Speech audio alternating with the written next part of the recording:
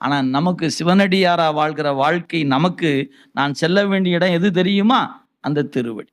நான் எங்கே போயிட்டு இருக்கேன் தெரியுமா? திருவடி. நான் சொன்னேன் மரணத்தை நோக்கிய பயணம் என்று, அது பொதுமக்களுக்கு. ஆனால் நமக்கு எப்படி இருக்கணும்? கைலாயத்தை நோக்கிய பயணமாக இருக்கும். எங்கேயா போற? கைலாயம் நோக்கி போற. ஏன்?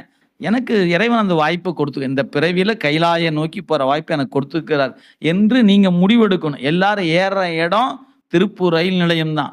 திருப்பூர் ரயில் நிலையத்துல வண்டி எங்க இருக்குது? எல்லா ஊருக்கும் ரயில் வருது. ஆனா நீ ஏற வண்டி எதுவா இருக்கணும்? கைலாயம் போற வண்டியால இருக்கணும்.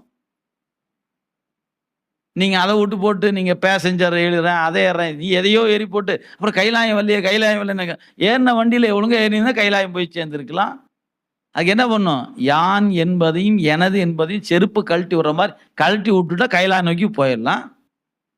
போக எத்துணை ஞானி